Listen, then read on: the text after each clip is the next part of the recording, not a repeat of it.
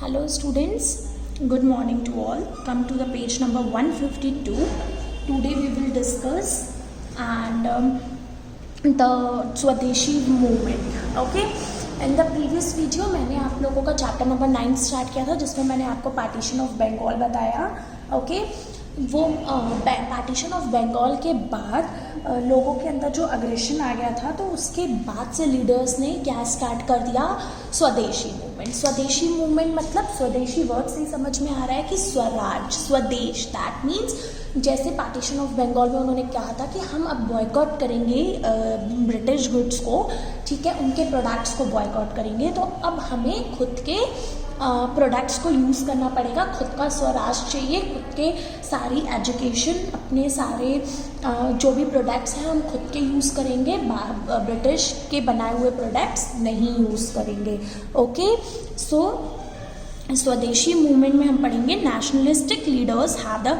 Nationalistic leaders वो थे जो नेशन के लिए रिवॉल्यूशन के लिए लड़ाई कर रहे थे. वो leaders had the intention of using swadeshi movement as a weapon to pressurise the British government. अब हमारे इंडियन लीडर्स ने भी स्वदेशी मूवमेंट को एज अ वेपन यूज़ किया कि अब हम ब्रिटिश गवर्नमेंट को इस तरह से प्रेशराइज करेंगे कि अब हम आपके अगेंस्ट हैं, हम आपके प्रोडक्ट्स को बॉयकॉट करते हैं, हम आपके प्रोडक्ट्स को नहीं यूज़ करेंगे, हम अपने प्रोडक्ट्स को यूज़ करेंगे. ठीक है, तो अब उन्होंने स्वदेशी मूवमेंट को अपना वेपन बना दिया. ठीक है, द सपोर्टर्स ऑफ स्वदेश वर the opinion that the interests of Indian and British government are mutually opposed and it will be required to sabotage and commercial interest of Britain if British government led to be the forced to leave India.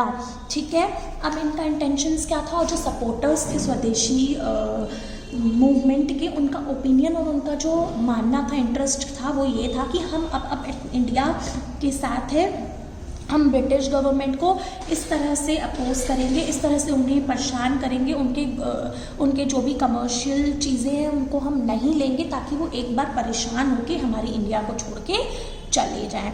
स्वदेशी brigade believe that to curb poverty and stop the money flowing out of the country, manufacture and use of more and more swadeshi movement is necessary.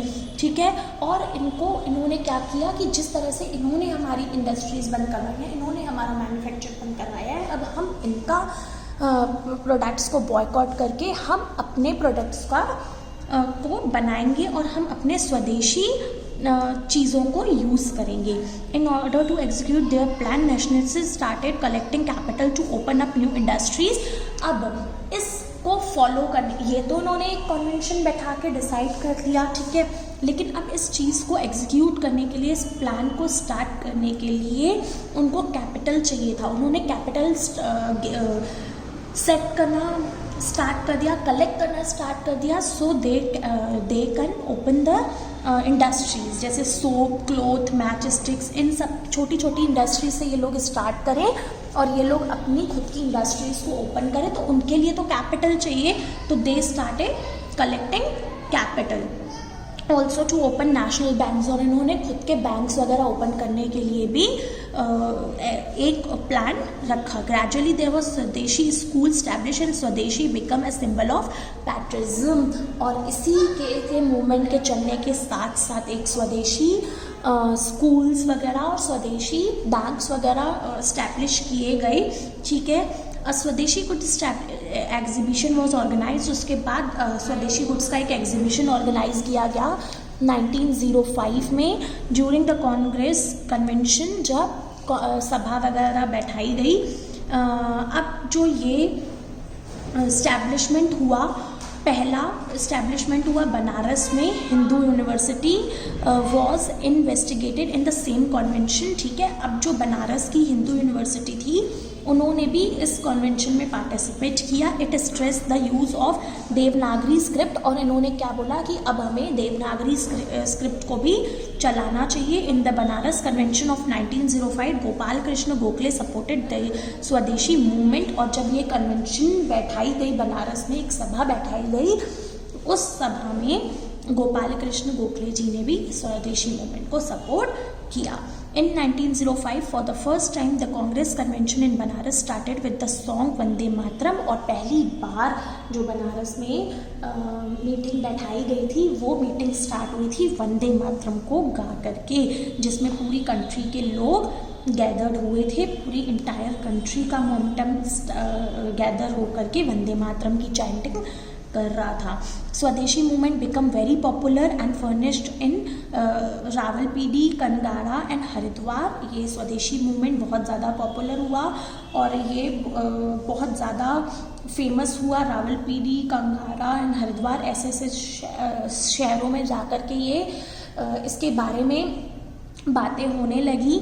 Syed Haider Raza led this movement in Delhi. उसके बाद एक राजा थे सैयद हैदर राजा, उन्होंने इस movement को दिल्ली में भी चलवाया। उसके बाद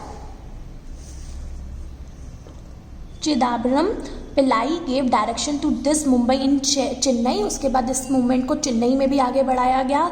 लीडर्स लाइक बाल गंगाधर तिलक, विपिन चंद्र पाल, लाला लाजपत राय, अरविंद घोष, इन सब ने भी इस स्वदेशी मूवमेंट को सपोर्ट किया और इसे आगे बढ़ाने का सोचा। और इनका जो टारगेट था वो यही था कि हमें सेल्फ रूल चाहिए, बॉयकॉट करना है और नेशनल। इनका जो 3 मेन ऑब्जेक्टिव थे स्वदेशी मूवमेंट को चलाने के, दैट इज़ कि पहले तो हमें बॉयकॉट करना है इंग्लिश प्रोडक्ट्स, देन नेक्स्ट हमें स्वदेशी एजुकेशन चाहिए और हमें अपनी एजुकेशन को नेशनल लेवल पे पहुंचाना है। The aggressive leaders had a strong grip on स्वदेश मूवमेंट। और जो अग्रेसिव लीडर्स थे उनके अंदर वैसे ही वो तो वैसे ही अग्रेसिव थे और ऊपर से उनके अंदर अग्रेशन आ गया।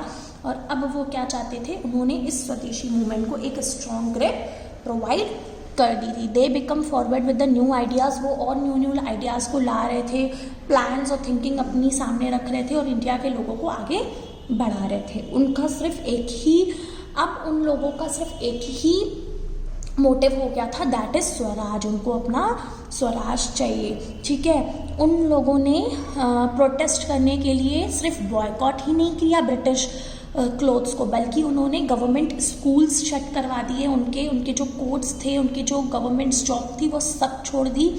अब जो अग्रेसिव लीडर्स थे जैसे अरविंद घोष, इन सब लोगों ने वॉयलेंटली प्रोटेस्ट किया। इन्होंने अपने तरीके से प्रोटेस्ट किया। इन लोगों ने the British government chose the path of violence. क्योंकि ब्रिटिश गवर्नमेंट किसका पाथ चुन चुकी थी, वायलेंस का, तो इन्हें भी प्रोटेस्ट जो करना था वो वायलेंट ही प्रोटेस्ट करना था। This movement popularise the boycott of foreign cloth the most, ठीक है। अब इनके जो वुमेंस थी, इन्होंने फॉरेन क्लोथ्स को बॉयकॉट करना स्टार्ट कर दिया।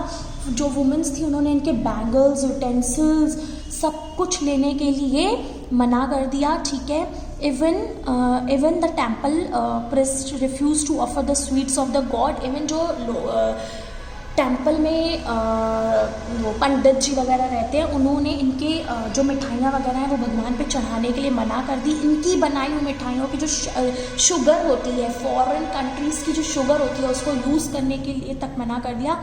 और ये मूवमेंट है वो काफ़ी ज़्यादा रिस्पर्ड हो चुका था और लोगों के अंदर बहुत ही ज़्यादा माइंड्स में बहुत स्ट्रेंथ मिल गई थी उनको, और उनके अंदर इनकरेजमेंट आ गया था कि अब हमें अपना उनके अंदर एक पेट्रियटिज्म की फीलिंग के साथ साथ एक फीलिंग आई थी that we want our swaraj. उन्हें अपना स्वराज चाहिए, दैट मीन्स फुल इंडिपेंडेंस। अब उनको पूरी कंप्लीट इंडिपेंडेंस चाहिए।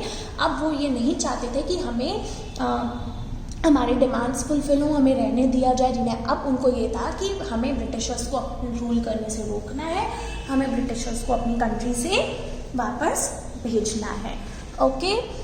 फिर the impact of partition of Bengal in Swadeshi movement. अब स्टूडेंट्स, मैंने आप लोगों को पूरा डिटेल में बताया कि स्वदेशी मूवमेंट क्या था, पार्टीशन ऑफ बंगाल क्या था, इनका क्या इम्पैक्ट पड़ा। तो इनका इम्पैक्ट क्या पड़ा, बहुत सिंपल सी चीज़ है, ठीक है।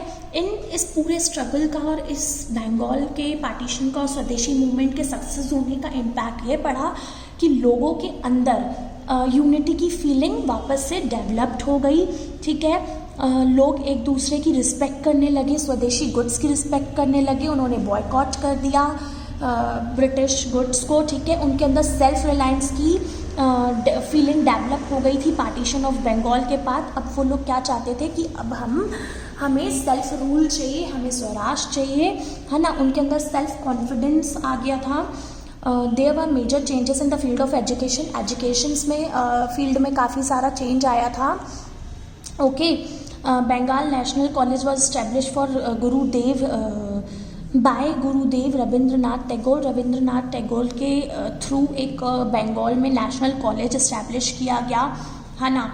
Cultural consequences develop due to the partition of Bengal. Partition of Bengal के बाद कल्चरल कॉन्सिक्वेंसेज भी डेवलप हो गए थे। रविंद्रनाथ टैगोर के थ्रू जो सॉन्ग लिखा गया था, दैट इज़ वो सॉन्ग से लोगों को इंस्पिरेशन मिलने लगी। जगह जगह पे लोगों के अंदर पैट्रियटिज्म जगाने के लिए वो सॉन्ग सुनाए जाने लगे, ठीक है। Subsequent to the partition of Bengal, British start dividing Indians on the lines of communal differences, but they were successful to great extent in their objective, ठीक है। पार्टीशन ऑफ बंगाल का जो मेन ऑब्जेक्टिव था वो यही था कि ब्रिटिशर्स डिवाइड कर सके इंडियंस को, है ना। लेकिन वो कई हद तक कंप्लीट भी हुए थे, कई हद तक उन्होंने प्रोवोक भी कर लिया था मुस्लिम्स को। वो मुस्लिम्स को बार बार प्रोवोक करके उनको वीक करना चाहते थे, नेशनल मूवमेंट्स को वीक करना चाहते थे, लेकिन सारे लोगों के अंदर वो डेवलप नहीं कर पाए। On the suggestion of British government, अब इंडियन ब्रिटिशर्स के सजेशन के साथ, ठीक है, ब्रिटिशर्स ने बार बार प्रोवोक कर रहे थे, वो किनको, मुस्लिम्स को, मुस्लिम कम्युनिटी को बार बार प्रोवोक कर रहे थे। और मुस्लिम्स के प्रोवोक करने के बाद ही एक मुस्लिम लीगेज बनाया गया। मुस्लिम लीगेज हम आगे और डिटेल में करेंगे। एक एक्ट है वो बनाया गया।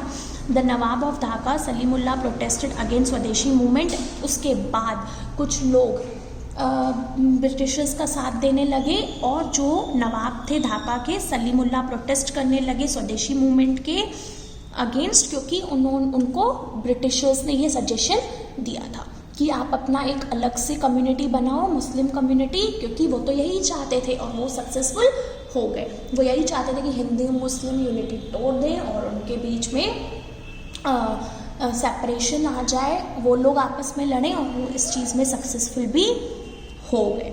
ओके, और ये सब जो ब्रिटिशर्स हैं ये मुस्लिम्स को प्रवोक करके उन्होंने क्या स्टार्ट कर दिया, उनको स्वदेशी मूवमेंट के अगेंस्ट जाना के लिए राजी कर लिया। स्वदेशी movement was first forceful national movement against the colonialism.